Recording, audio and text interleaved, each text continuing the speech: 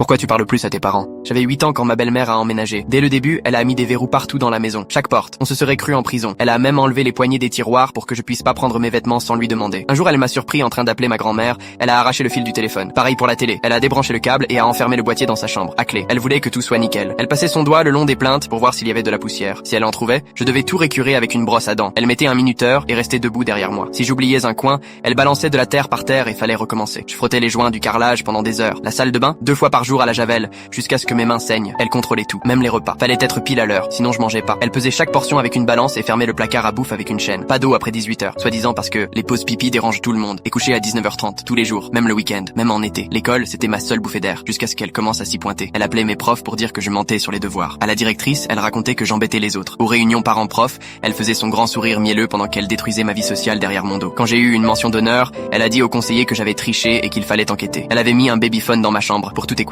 Elle lisait mes devoirs avant que je les rende, à la recherche du moindre manque de respect. Elle fouillait mon sac tous les jours. Si un crayon était trop petit ou mal taillé, confisqué, mon sandwich pas bien emballé, poubelle. J'avais pas le droit aux anniversaires. Si un camarade m'invitait, elle appelait ses parents pour leur dire que j'étais instable. À la Saint-Valentin, elle ouvrait mes cartes devant moi pendant le dîner, en se moquant de l'écriture des autres enfants. Halloween, j'étais enfermé dans ma chambre pendant qu'elle distribuait des bonbons aux vrais enfants qui méritent. Mais ce qui m'a détruit, c'était le journal, mon carnet secret, caché sous le matelas. Elle l'a trouvé, et elle a lu chaque page à voix haute à table, en ricanant. Écoutez ça, il croit qu'il est triste. Puis elle l'a jeté dans la cheminée. Je la suppliais d'arrêter. Elle m'a fait écrire, je n'aurai plus de pensée privée, 500 fois avant d'aller dormir. Mon premier boulot, un seul jour. Elle a appelé mon patron en disant que j'avais volé dans la caisse. J'ai gagné un concours de poésie. Elle a contacté le journal pour dire que j'avais copié. À chaque fois que j'étais fier de moi, elle trouvait un moyen de gâcher ça. Elle a même appelé le conseiller scolaire pour dire que j'étais un danger pour moi-même, juste pour me faire virer des cours avancés. Et mon père, il voyait tout. Je le suppliais. Il disait juste, elle fait de son mieux. Quand j'osais protester, il prenait tout de suite son parti. Fâche pas ta mère, qu'il disait, pendant qu'elle me regardait en souriant. Le point de rupture, c'était la terminale. Les lettres des universités commençaient à arriver. Elle les a toutes volées. J'ai su pour ma bourse complète seulement parce que ma prof d'anglais m'a appelé en personne. Belle-mère a raccroché 3 fois. J'ai fini par trouver la lettre dans son tiroir,